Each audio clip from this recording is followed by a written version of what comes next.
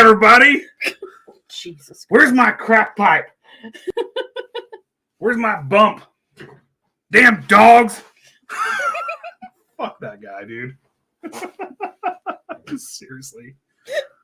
Fucking crackheads and everything. Oh, our numbers went up right when I said fucking crackhead. Fuckface chaos, I swear to God. Well, I mean, they said our name. Someone said our name on their show. I'm sorry, guys. Look, here's a message to the unrights. Seriously, learn how to control your own stream and don't just freaking accuse random people that you don't like of being some random troll that came into your fucking into your stream, man. Get a life. Right?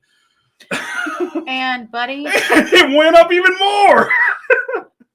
I just have one thing. Hey, buddy, keep our name out of your fucking mouth. Spit that dick out of your mouth when you're trying to pronounce my last name. All right. Let's do this. All right. Let's do this. I agree with you. Cosmo! Hey, Cosmo! What's up, hon? How are you? Hiya, Call. The Wendigo is everywhere. That Wendigo, man. Susan, hey! Hi, Susan. Glad to see you in here. I see Calvin. Hey! Hey, Calvin, what's going on? And Jeff, what's up? Ivar, hey! How are you? Which one's Ivar? I forgot. The Yard for Washington. Oh, hey, how's it going? Hey, Ivar. How's it going? Your Yarly-ness? I don't know. I'm just fucking around, dude. I'm sorry. Yay! That's awesome. All right, my eye is bright. All right, red. we are. So yeah. What we doing today, dog? Oh, God, don't do that. I'm sorry. That makes me want to punch something. Okay, so first off, I guess I'm going to start with this. Warning. Under the fair use, another author may make limited use of the original author's work without asking permission pursuant to the 17 U.S. Code 107, certain uses of copyrighted material for purposes such as criticism, comments, News reporting, teaching, including multiple copies for classroom use, scholarship, and research, is not an infringement of copyright. So take that, Zuckerdouche. And warning. The related content may be disturbing to some individuals. Viewer discretion is advised. Trigger warning and apparently seizure warning too. Seizure warning. Should we put up the awesome one? And warning! This video contains super awesome content not suitable for people who do not enjoy super awesomeness. Viewer discretion is advised. So tonight we're talking about Dennis Rader, the one, the only BTK, that giant douchebag. You know, giant douchebag, but very smart douchebag. You have to give him credit where credit is due.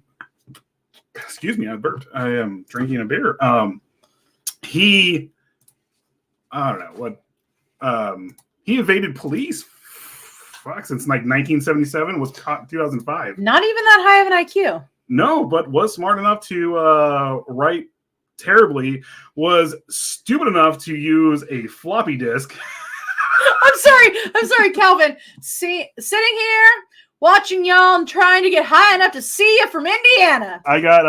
We got some edibles here. That's like.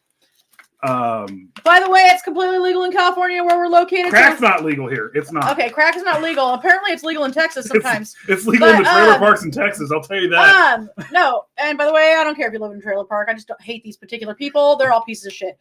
Those pieces of shit clowns. This says 2,000 milligrams. Yeah. Woo-hoo. Any Hoosier. Let's get into Douche Canoe Raider. He is a douche-a-noo. Douche-a-noo? He's a douche-a-noo. Douche-a-noo. No, he's a very, very terrible person. But Susan, so there. He's but he was very, like I said, you got to give credit where credit was due. He is very smart. Hey! Hi, Charles. How are you doing? He's also in the Brotherhood. Oh, that's awesome. What's up? That's Ratfink right there, right? That is not Ratfink, but it looks like the same artist. It's the same. I mean, that's not Ratfink, but it's the same artist who does. But yeah, that's what I'm saying. Or it could be Coop art. But isn't that like kind of generalized though? Like all that art is basically considered like Ratfink now because it's so Ratfink. It's more considered like Rob Zombie, but yeah, if there's Rob Zombie, Sharon Moon Zombie would be on every piece of it. Like every aspect of it. If Rob Zombie, I'm not upset by that. I'm not upset by either. But if Rob Zombie did remake Godzilla in 1954, Sharon Moon Zombie, Sherry Moon Zombie would play Godzilla. No joke. Topless, might I add. And I would watch that. Topless and just it'd be awesome. What's her face from Devil's Rejects? and her roars, Tootie fucking fruity. Okay, now we got to sell the idea of Rob Zombie. We have to. It's just she comes out, she goes, Tootie fucking fruity, and knocks something over. We got to get Rob Zombie to get a hold of Toho Studios and buy or get the rights to Godzilla Gojira in 1954 and him remake it with Sherry Moon Zombie as Gojira. All right, so we totally got off track. But let's get into talking about this douche canoe, Dennis Rader. Yep. Well, you'll see right here when we read his letter why I think he's actually not. Do you want to read the letter first? No, let's get to the murders, his first murders, which his first murders was actually a family. But we'll get to that. All righty. So, Dennis Lynn Rader, born March 9th, 1945, is an American serial killer known as BTK. Do you guys know what that means? Bind, torture, kill. Yep. He gave himself his own nickname. And it stuck. It did. He was one of the only people in history who was able to give himself a nickname. Well, not one of the only, but... one of the only douche canoes hit. One of the biggest douche canoes that got it to stick. Yep. I mean, Son of Sam. Well, he gave the police in his first letter a giant list of nicknames. Zodiac.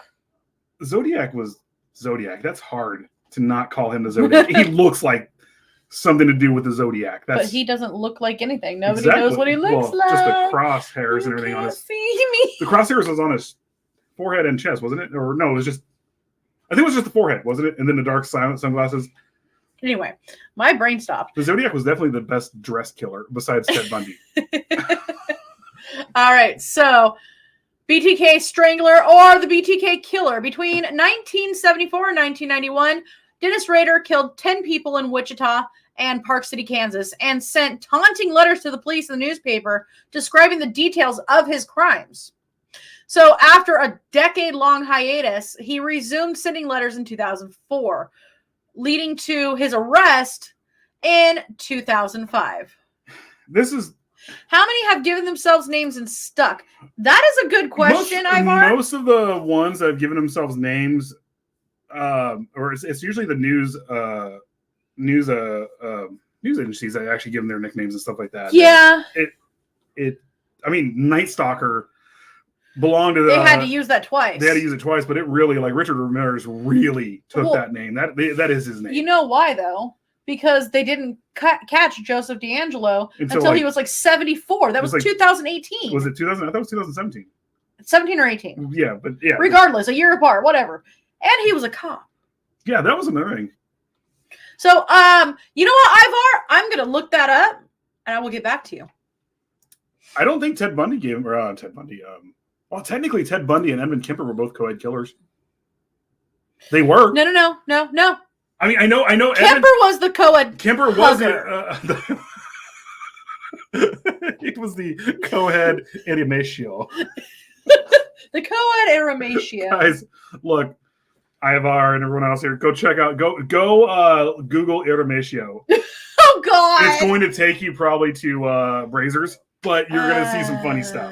Hey, Angie. Hi, Angie. How are you? Long time no see. I was meaning the last week to check up on you and see how you're doing, and I'm sorry I got busy this week. By the way, you have a really cute kitty cat. I saw little toe beans. Very cute. All right. So he was arrested in 2005 and subsequently actually pled guilty. He is currently serving 10 consecutive life sentences at El Dorado Correctional Facility. I'm here to cause chaos. Say the name 3 times. Let's make him appear. How about that? Oh God! Someone send them the link.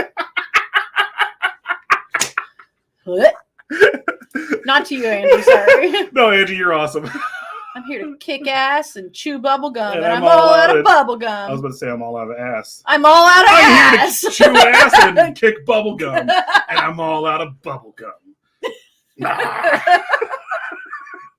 Jesus.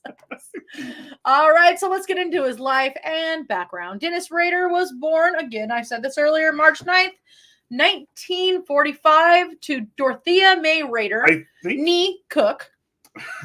And Nee Cook? Nee, it means maiden name. Oh, I was like, Nee Cook. Yeah, it's a Nee Cook. Oh. No, Nee means maiden name. Okay. And William Elvin Rader, one of 4 sons.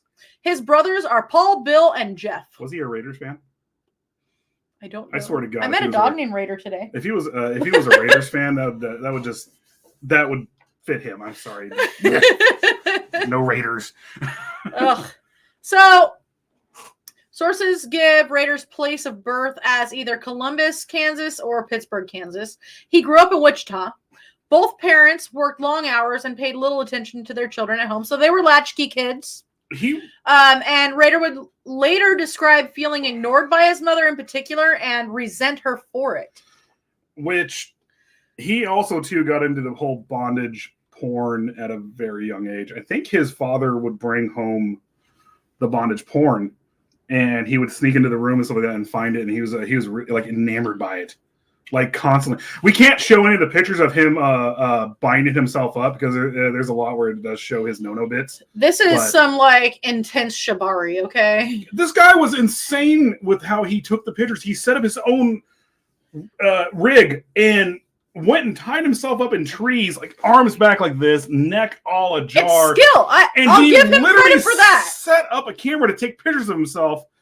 It's some skillful tied up like the women he murdered. It's some skillful tree shibari. Yeah.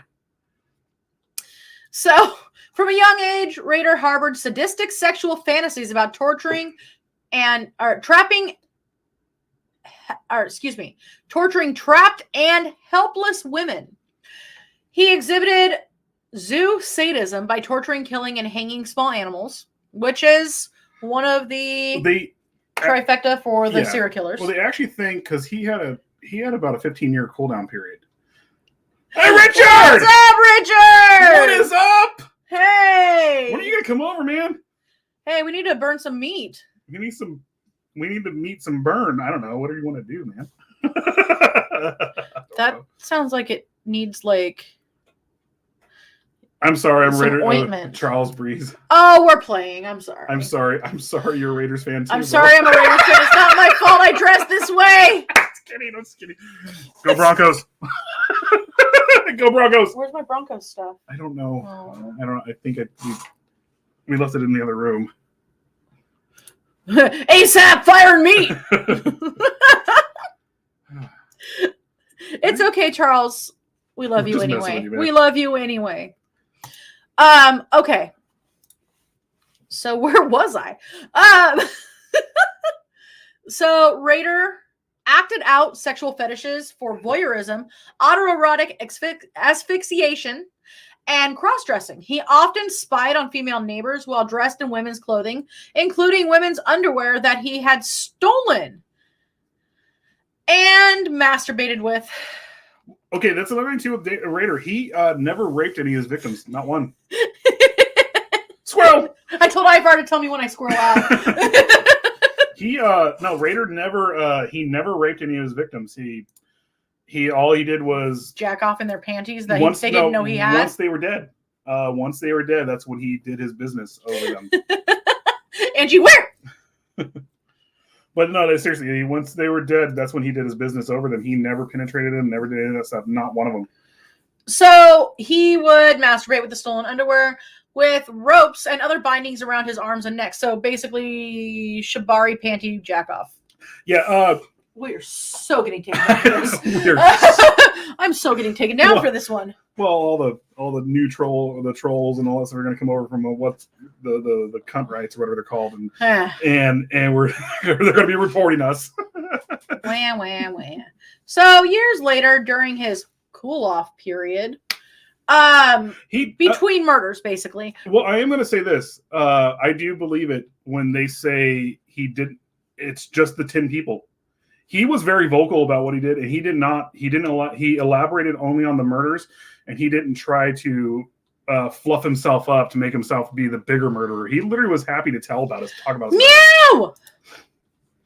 Stephen B. Hey, we are so sorry about running the reruns on Monday.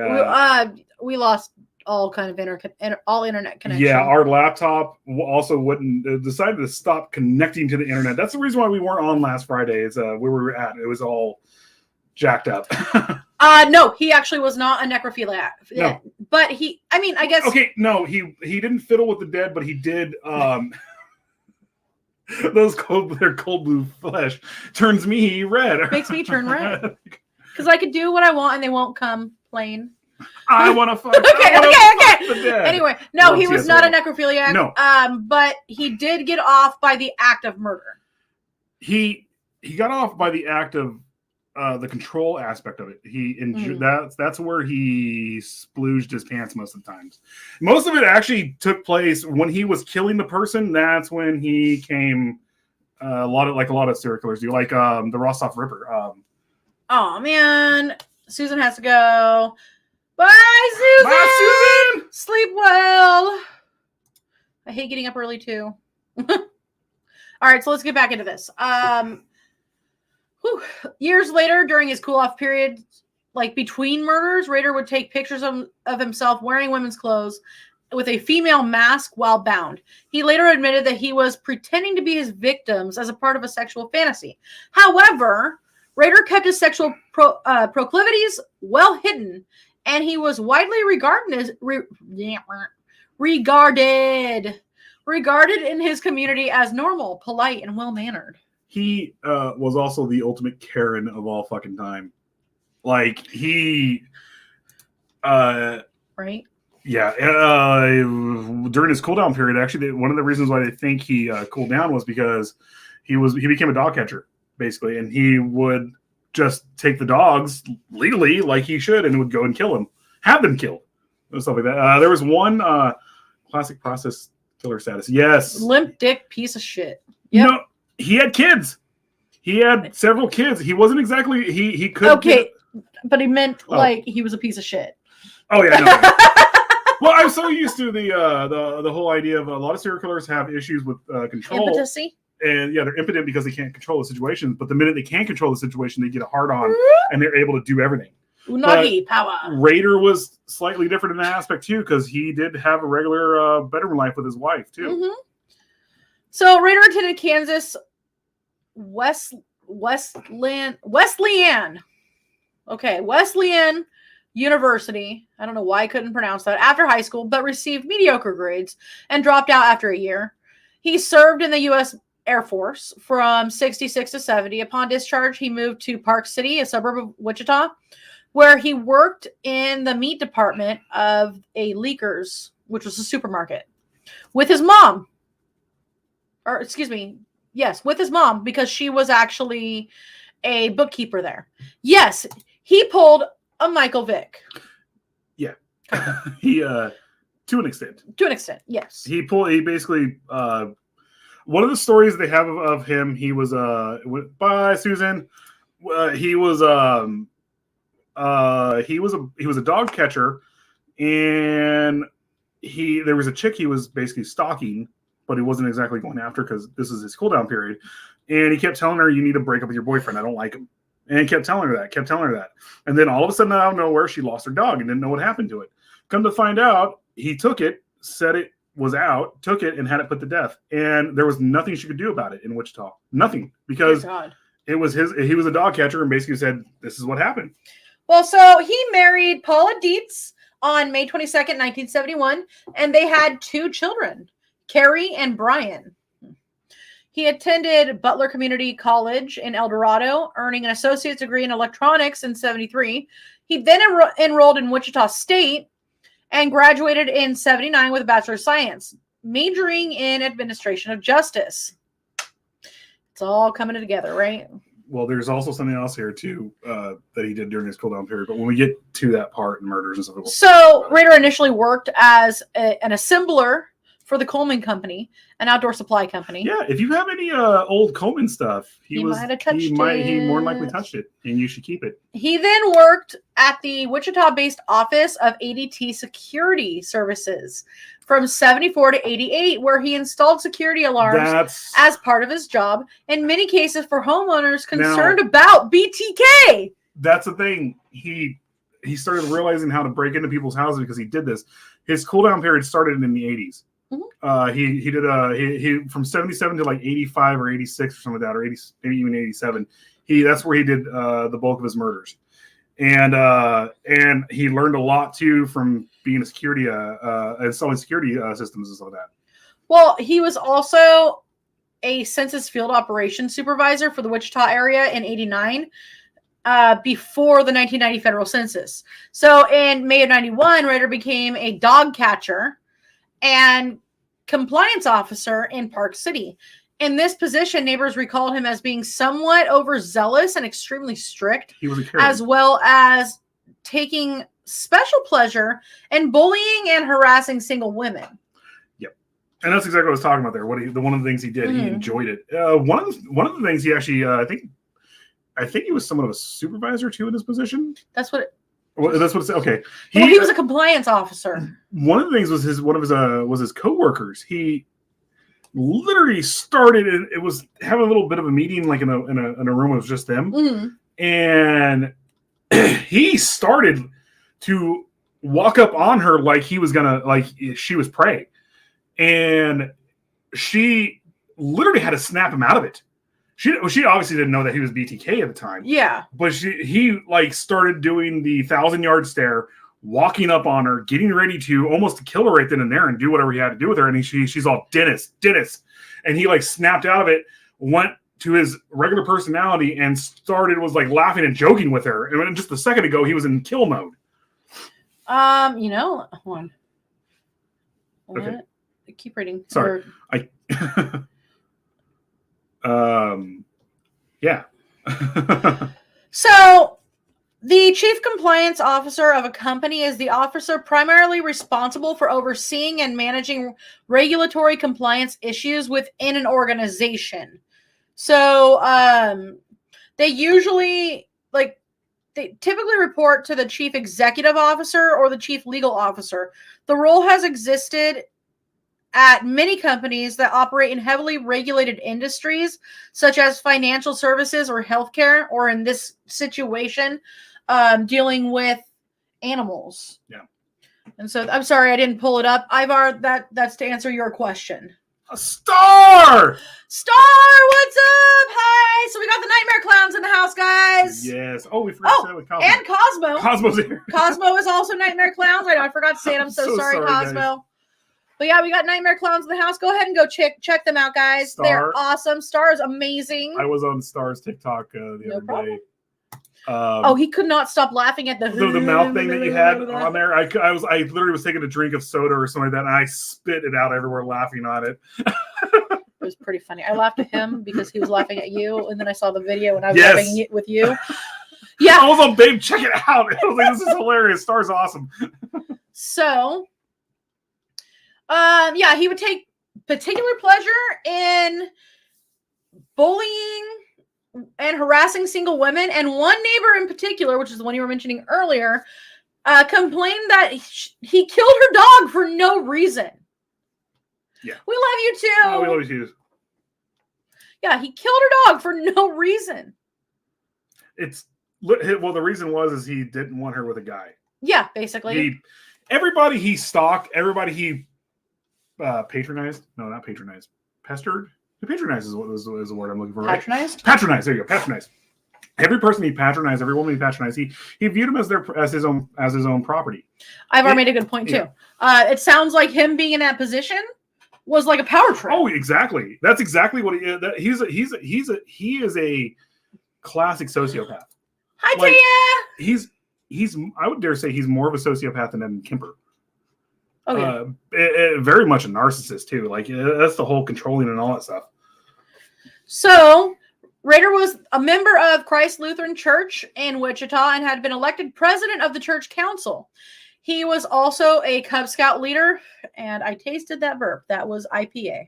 I'm sorry, I burped through my nose. I'm trying not to be loud because it picks up everything. I'm sorry. Okay, not to go off on another tangent. Okay, I love Dogfish beer, and they have a stout that I can't find anymore. That is it's inspired by Hunter S. Thompson, and it's called Backcountry Stout. You are not gonna like that. That's why I even offer it to you. This is a 90-minute hopped dry hop stout, and it's a 9% alcohol. But they have a Hunter S. Thompson stout that it's called Backcountry Stout, and it's freaking that's not horrible. It's hilarious because it's like the Hunter S. Thompson. It's the Fear and Loathing Las Vegas, not Fear and Loathing. Yeah, Fear and Loathing Las Vegas. Artwork on the whatever, and they actually had permission from Hunter S. Thompson. I think Dogfish has been around. There was no turning back. Fuck no, not today. Thank you kindly. Egads, man, we can't stop here. This is Backcountry. Fucking love Hunter Richard S. says, Thompson. I want to hear some stories from some of those Cub Scouts. Ooh. A lot of them actually, when they found out Dennis Rader who he was, they clammed up. His family members. His daughter did write a book, Richard, but she has a new name, but she gave it away when she wrote the book. So on July 26, 2005, after Rader's arrest, his wife was granted an emergency divorce, waiving the normal waiting period. In an interview with ABC News in 2019, Rader's daughter, Carrie, said she still writes to her father and has now forgiven him, but still struggles to reconcile him with the BTK killer, stating her childhood seemed normal and they were a normal American family. No. Look. Well, no, that's the thing. To a child, maybe. Well, okay. I'm not going to go through what I went through as a child, on here, but with all the shit that I went through as a child, honestly, outwardly, we seemed like a completely normal family. Well, what I'm saying here, though, his wife, there is no way in that much time she didn't see how weird he was sexually. And I'm sorry, I'm still under the I'm still under the idea that that she knew something was up, and she knew that he was BTK. Dogfish is good shit. Yeah. Dogfish is pretty good beers. Ivar says forgiveness can be easy, but forgetting is very difficult. That yes, well, absolutely. That is true because what's his face from Rochester, the serial killer over there, I can't think of his name. The one with the giant wiener that killed a hooker. Why do you do this to me every time? Because I can never think of it on the spot. Shawcross. Arthur Shawcross. Yeah. His daughter knew about everything, and even after basically him making sexual advances to his daughter in prison, he couldn't do anything. But he said, Shawcross actually said that I would have sex with you right now. Ew. And his daughter still kept coming and seeing him, and his everything. Ew. His daughter was also wearing a Burzum shirt. Yeah, I saw that. That was the granddaughter. I thought that was wearing the Burzum shirt. You're right. It was the granddaughter. It was the granddaughter that he said that to. The daughter. Excuse me. The daughter. No, it was his daughter. No, I thought that was his granddaughter with the Burzum shirt. No, it was his daughter, and his ex-girlfriend brought her there. Or I could be wrong. Whatever. It was daughter. Someone was wearing a Burzum shirt. A Burzum shirt. Burzum. Hey, you guys are like the Burzum. Varg's kind of a dick, but he can play a mean guitar. Varg is an interesting character. How about that? Varg is a dick. He is a douche, but he is a very, as all good musicians are, they are weird as fuck. He's racist as fuck. Yes. I don't like that aspect of him. But no. he is a good musician. Let's get into the murders. On January 15th, 1974, 4 members of the Otero family were murdered in Wichita, Kansas. The victims were Joseph Otero, age 38, Julie Otero, age 33, Joseph Otero Jr., age 9, and Josephine Otero, age 11. I'm sorry, I got to mention something about the dad. Well, we also apparently all of the children had to have his name. Joseph and Josephine. That could also been the mother. But just I'm pretty sure all of our kids are going to be, they're not going to be Francis. Why not? I just don't know. Gertrude? No. That's my aunt's middle name. No. It really is my Aunt Shirley. That's her middle name. I know. I already have a list of names, so I'll show them to you. My first You've agreed with them. Born is going to be named after me. Not if it's a girl. Frankie works. Nope. Violet, you already know. Yeah, I know. Sorry, guys. Family matters. We've been in a family planning way lately. Family planning way?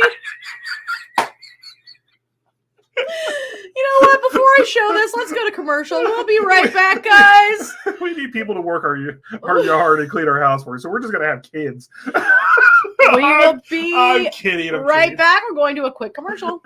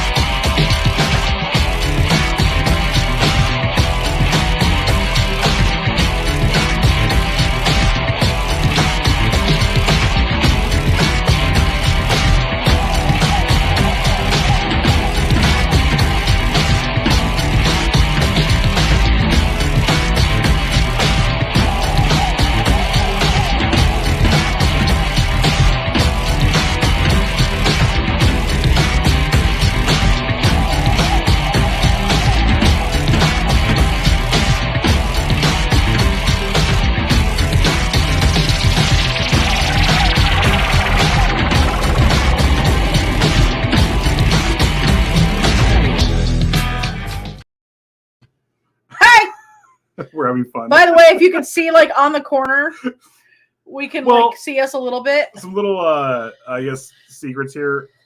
When you make videos, like Odd Mama when she makes the commercials and stuff like that, and when I make the intros and stuff, we make them in 16:9, but StreamYard is slightly bigger than 16:9 for the videos. It's video editing stuff. So you can see our hands going like this on the sides. So we've been having fun with it all night. So Richard says Frankie does work. LOL, Frankie V. For a girl, that's a good name, Frankie. And the serial killer. The serial killer dude. Sorry. dude whose kid that names start with how much.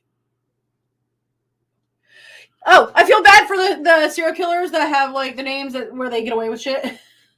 Like what? I'm sorry. Tell me the names. Tell me some of the names. I'm curious. I'm legitimately curious. I believe you. We believe you. What's up, Shelby? Hi, Shelby. Hey, sis. How are you doing? How are you feeling? I hope you're feeling better. I hope you're healing up. Hey. No, I'm. Oh, I get what you're saying. Okay. Sorry, talk to text sometimes. Yeah, no. I see what you're saying. Yeah, it's talk to text. The kids who, a lot of the kids who find out their parents are serial killers and stuff like that, they end up changing their names and just moving on. Yeah, well, Charles Manson's son, they changed his name, but that's not the same case. I'm sorry. Not to go off on a squirrel moment here again. Charles Manson was not a serial killer. He didn't kill one person. He didn't. In prison, he defended himself and killed someone. But that's anecdotal. They never proved it. Oh. But he did. In prison, he did. I'm sorry, in juvie, because he was released when he was 21. Yeah. But Charles Manson just won an LSD in vagina. I hate to put it that way, but that's exactly. And folk music. Charles Manson had to act crazy because of where he because of where he grew up in the penal in the system. Good. I'm glad to hear that. Oh, that's awesome. But yeah, Charles Manson. That was the same thing his son was saying. He's all, I would just love to meet him once or twice. True. While he was growing up, his son was saying, my grandparents did the right thing by keeping me from him, but it still would have been cool to at least meet him once or twice. Yeah. All right, so let's get into here. So we just started off with I just committed the sin. Got beer in your hair? I spilt beer. Will make your hair feel good. Yeah, hops in your hair is pretty good. All right, so here's a letter. Here is a letter. I find the newspaper not writing about the poem on Vane unamusing. I'm sorry, pause real fast. Okay, so this is where I'm saying that BTK is actually smarter than what people think he is.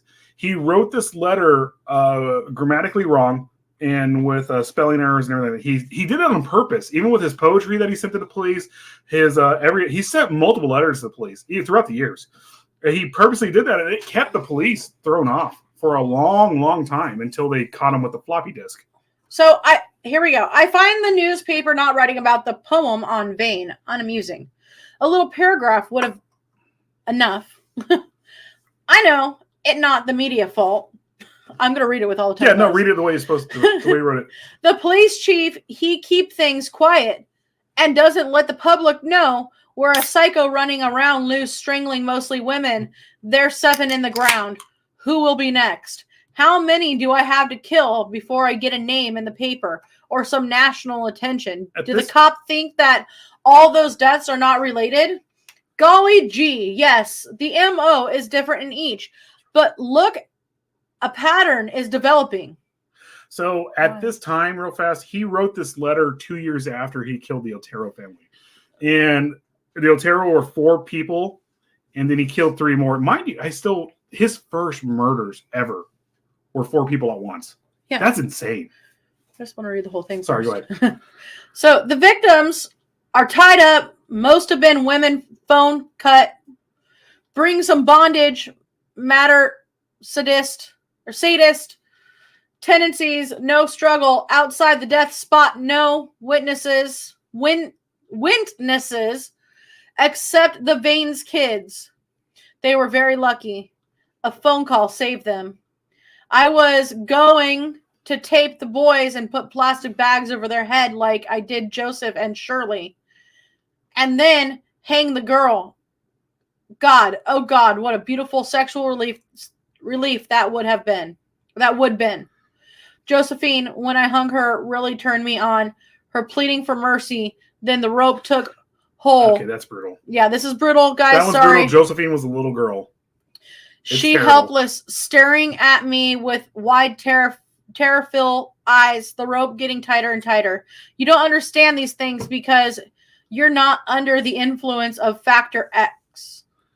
Yeah. The same thing that made Son of Sam, Jack the Ripper, Harvey Glattman, Boston Strangler, Dr. H.H. Holmes, Pantyhose Strangler of Florida, Hillside Strangler, Ted of the West Coast. and many more infamous character kill, which seem senseless, but we cannot help it. There is no help, no cure, except death or being caught and put away. It a terrible nightmare, but Nightmare butt. You see, I don't lose any sleep over it. After a thing like Fox, I could come home and go about life like anyone else. And I will be like that until the urge hit me again. It not continuous, and I don't have a lot of time. It take time to set a kill. One mistake and it all over. Since I about blew it on the phone, handwriting is out, letter guide is too long, and typewriter can be traced too. No. Comma, period. Well, they can trace my short poem of death and maybe a drawing. Later on, real picture and maybe a tape of the sound will come your way. How will you know me? Before murder or murders, you will receive a copy of the initials BTK. Period, comma. You keep that copy. The original will show up someday on Guess Who. May you not be the unluck one. P.S. 2.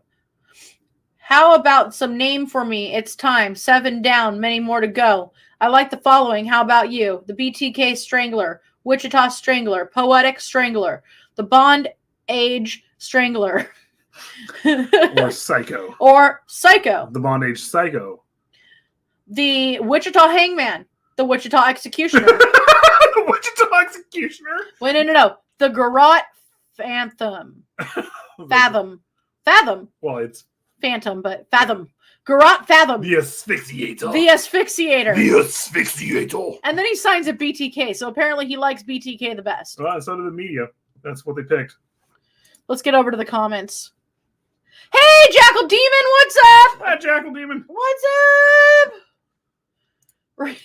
Reminds me of that Cannibal Corpse song from The Bleeding. Yeah. Face down, dead on the ground. I don't belong in the darkness. Yeah, it was. The Josephine one is. The Josephine one's brutal. That when he mentioned Josephine, that's how they found her. Mm-hmm. And that's how they knew. That's how they knew it was correct. That's how they knew that letter was correct, because he put details in there. And that part where he wrote that was grammatically right, was spelled right, everything. He was purposely writing the grammar wrong, and it gets on my nerves when people. Nightmare butt. What paragraph is that? Oh my God. That was BTK writing his first letter taunting the police and the media. He purposely, like we keep saying, like he purposely. You can't give yourself a nickname, you tool. Right. He purposely wrote that wrong, and all the letters he did right, he wrote them wrong. I'm going to fall out of my chair. So let's get back into this. Woo, blurry. Mm-hmm. So I'm going to repeat myself a little bit. On January 15th, 1974, four members of the Otero family were murdered in Wichita, Kansas. The victims were Joseph Otero, age 38, Julie Otero, age 33, Joseph Otero Jr., age 9, and Josephine Otero, age 11. Their bodies were discovered by the family's 3 older children, Charlie, Danny, and Carmen, who had been at school at the time of the killings. After his 2005 arrest, Rader confessed to killing the Otero family. Rader wrote a letter that had been stashed inside of an engineering book in the Wichita Public Library in October of 1974, which described in detail the killing of the Otero family in January of that year. Between the spring of 74 and the winter of 77, Rader killed 3 more women.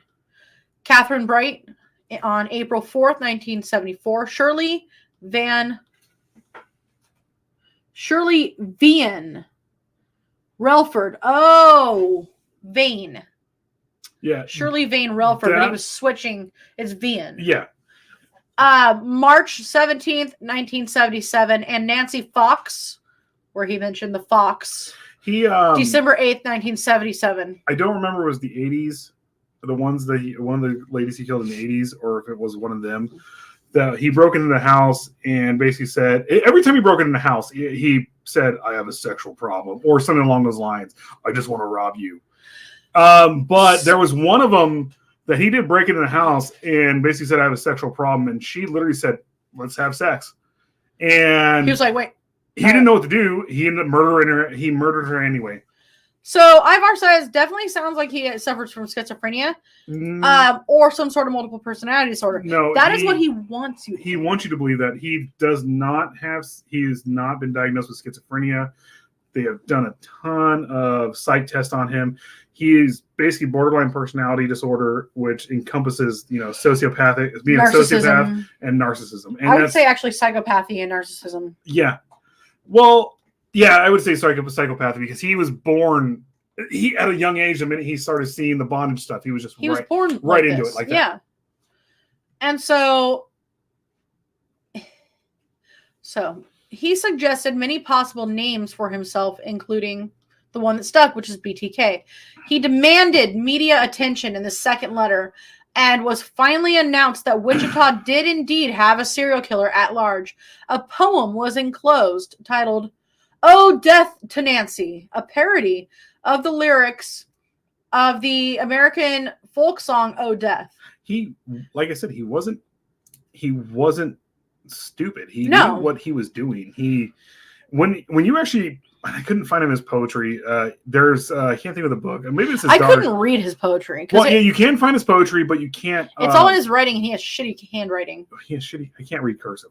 Cursive is terrible. I can read cursive, and he has shitty handwriting. But his poetry was spot on. He didn't have grammar errors. He didn't have any of that stuff. Sorry, go ahead. Sorry. In the letter, he claimed to be driven to kill by the X Factor, which he characterized as a supernatural element that motivated Jack the Ripper, Son of Sam, the Hillside Strangler. This is what we were talking about when we read the letter. Well, that is actually kind of accurate in killers and stuff like that. Once you have a taste for it, it's hard to stop. It's an addiction. He also talked about intending to kill others, such as Anna Williams, who in 1979, at age 63, escaped death by returning home much later than expected. Rader explained during his confession that he became obsessed with Williams and was absolutely livid when she evaded him.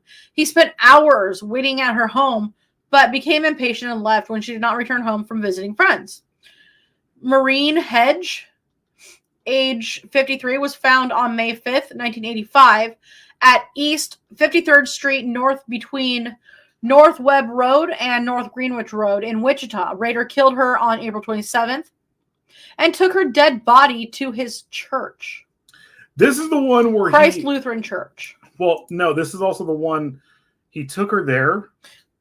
What year was it again? I'm about to say it.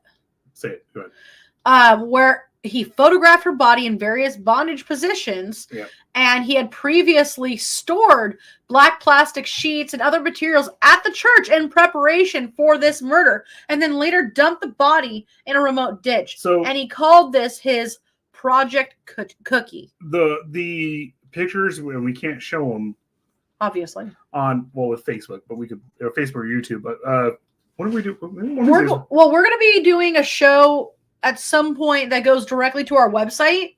Yeah. So we again, can actually get real graphic with this and actually show the stuff off. PsychoBunnyDC.com. If you guys haven't checked it out yet, go ahead and do so. We do have a members only area, so if it asks you for a password, run rabbit run. But excuse me, this is the girl that he dug the grave for, and ended up posing himself in the grave with his makeshift camera. That I think that might be Dolores. No. This is it. He ended up posing for himself in there, and then took her to the church and did all this other posing with her, and then he ended up just dumping her on the side of the road because he's fucking lazy. Oh, okay. And he's a piece of shit. Members only. I'm scared. Yeah, you kind of should be, because we have we can show everything on Pink Flamingo on there. We can show ourselves in the full beauty That's the right of one, ourselves. Right? We have Pink Flamingo. What's Pink Flamingo? What was it? Pink Flamingo? I don't know what the Pink Flamingos are. With Divine. Oh, you're right. Okay, there you go. Yeah, that's a good movie. I love Divine. I love Divine, by the way. I miss her. I'm sorry, Crybaby. Hairspray. I'm sorry, Hairspray. with Divine, not Crybaby. Crybaby was one of Johnny Depp's movies. I think we might have Faces of Death on there. I hate Faces of Death and Traces of Death because it's fucking cheesy as fuck. But I said, guys, I also love it because I watched those when I was a kid. Psycho Bunny DC, again. Run Rabbit Run. Yep. All right. What the hell? It like edited out what you said, and you didn't say anything bad. Oh. Definitely a piece of shit. I don't know if he's lazy. Yeah. No, I hate to say it this way, the fact that he dug a grave for a chick, then posed himself in the grave. He was ready to bury her there. Took her to the church, made her pose her himself after she was dead. And then instead of taking her back to the grave, he just literally dumped her on the side of the road. I think almost from like a moving car.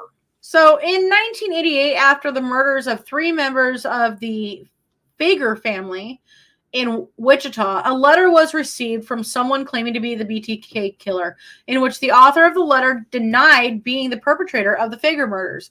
The author credited the killer with having done admirable work.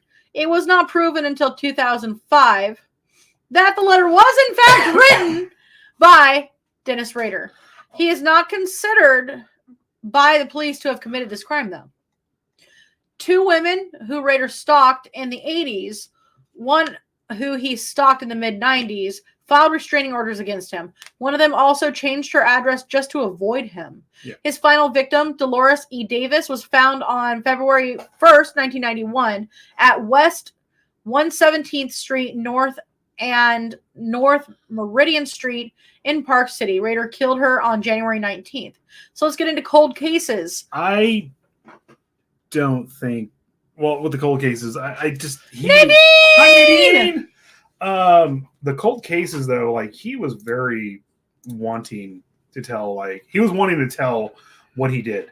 And I just don't believe a lot. I think the cold cases, they're trying to dump a lot of stuff onto him.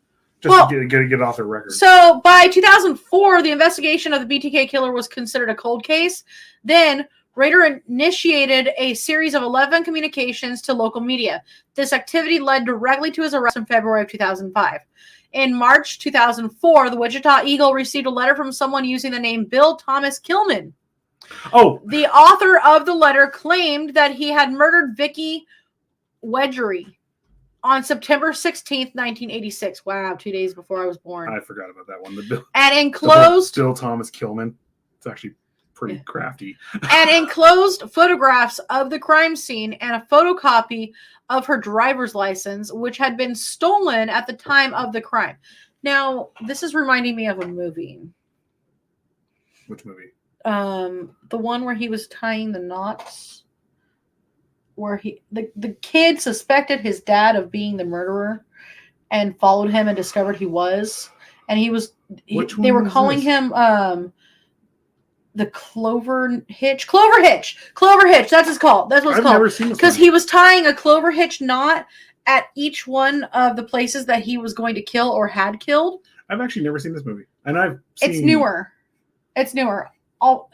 It was actually pretty good because it was basically, you know what we need to see? It was kind of like BTK. He was keeping the driver's license, and there was a stash of porn, and he had a torture chamber underneath. It was crazy. It was kind of like BTK and kind of not, but I'll show it to you. And I know you're gonna say Black Phone, huh? I really want to see Black Phone. I'm waiting for Black Phone. I absolutely loved The Northman. And that movie was awesome. We went and saw it last weekend. Was it last week?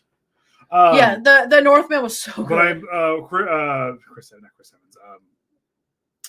What's his name? Alexander Skarsgård? No, his father in that.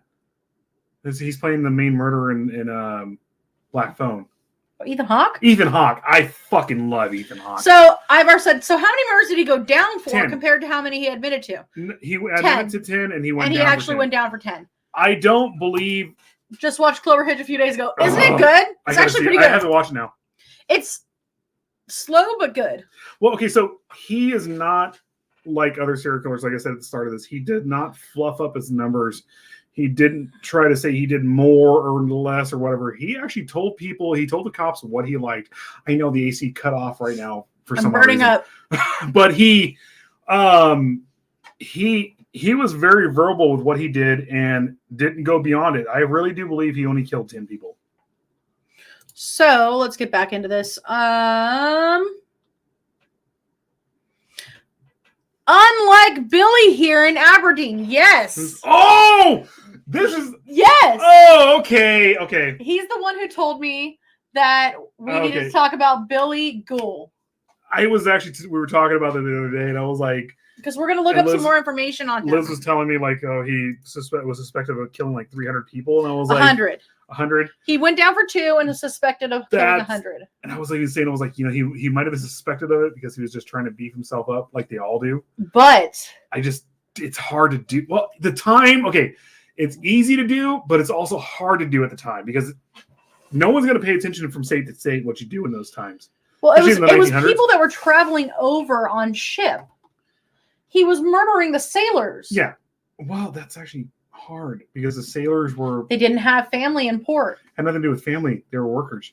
It's hard to kill workers. Well, we'll get into that later. Ivar, we will cover this. Ivar, you started us on something. Maybe we should bring Ivar in and have him talk about it with us. Yes, if you're down, Ivar. Yeah, Ivar, if you're down. We always love having guests. Look, if you come down to California. Well, he can also join us here. I know. Of course, if you come to California, you're welcome. Sorry, sure. Yay! I listen to black metal. We listen to black metal. We listen to some folk metal with you. Ooh, it's hot right now. It's getting hot in here. Oh wait, what? We didn't go to that part? To take off all your clothes. Okay, sorry. I forgot the lyrics. Okay, so you need to warm up. I need to get cold. I am burning up right now. Let me get into here because I squirreled again. So before this, it had not been definitive that BTK killed Vicky Wedgerly. California, here I come. Woo-woo! We're only 16 hours from you, I think. Is it 16? She's Ivar, where are you at? I was sorry. I was trying to say she, as in Vicky here, was killed by BTK. And now I got confused. Sorry. What am I talking about? Okay, he's in Aberdeen. Oh! Washington, not Maryland. Okay. Aberdeen, Washington. I always think of New Kids in the Block or New Kids in the It's cool. Kids in the Hall. You can ask him earlier. I was all, oh. No, but I was thinking of Kids in the Hall. There's with Scott's. Well, it was Scott Hall. And he was playing an Italian maid or something like that, an Italian old lady. And okay, it doesn't work that way. He kept saying Aberdeen. Like it was a skit. Sorry, and I'm completely scrolled out on that. I live where the murders took place.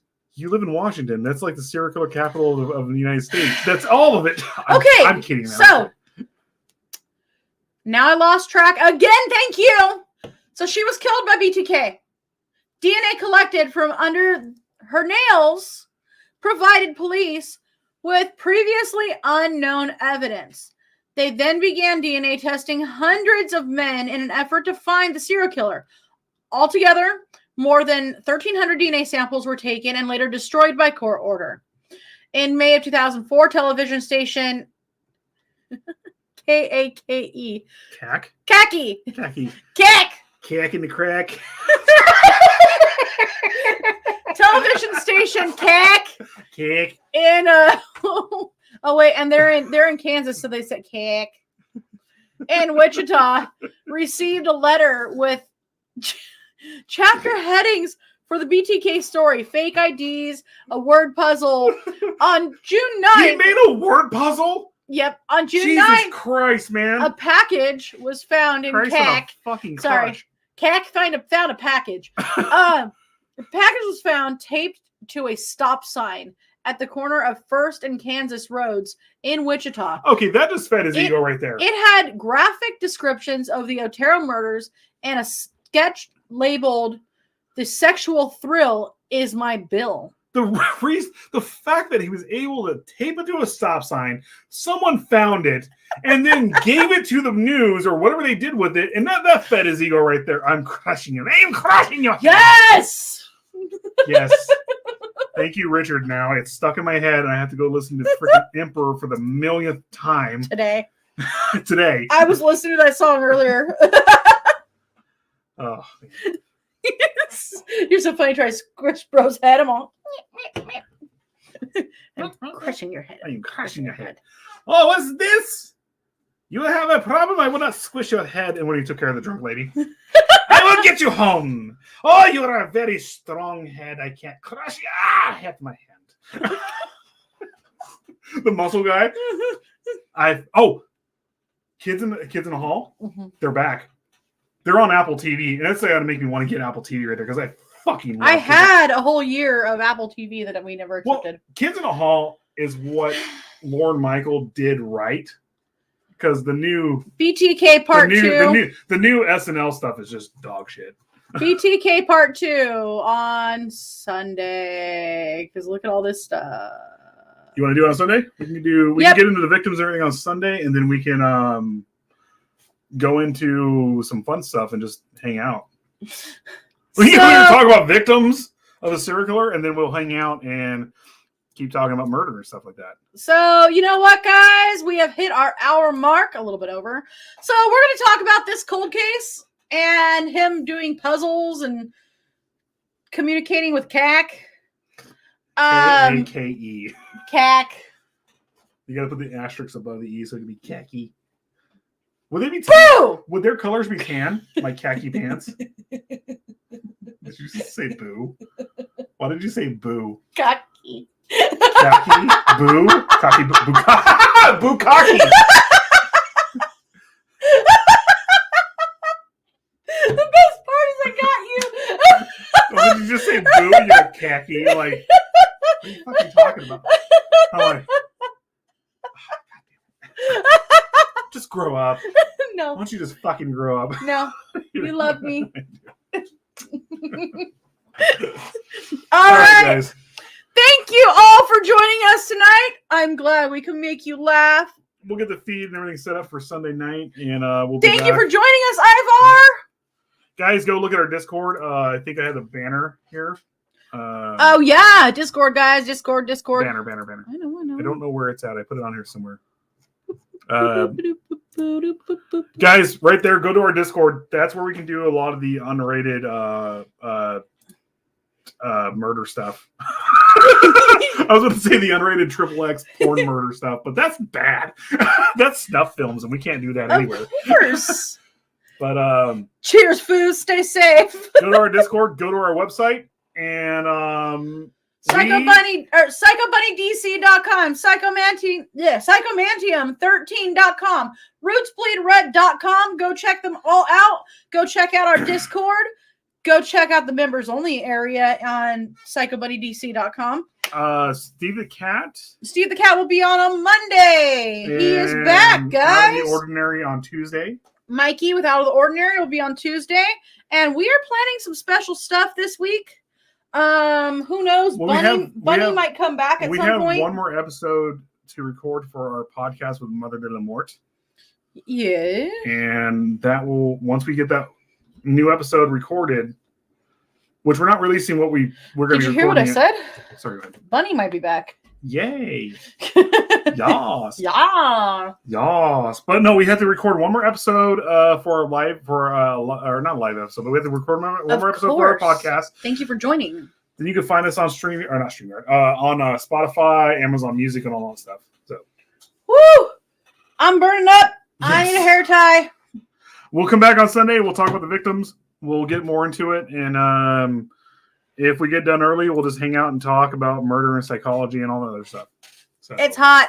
It's hot, guys. I don't know where my outro is. Hold on. Have a good night. There's an outro somewhere. There it is. Bye.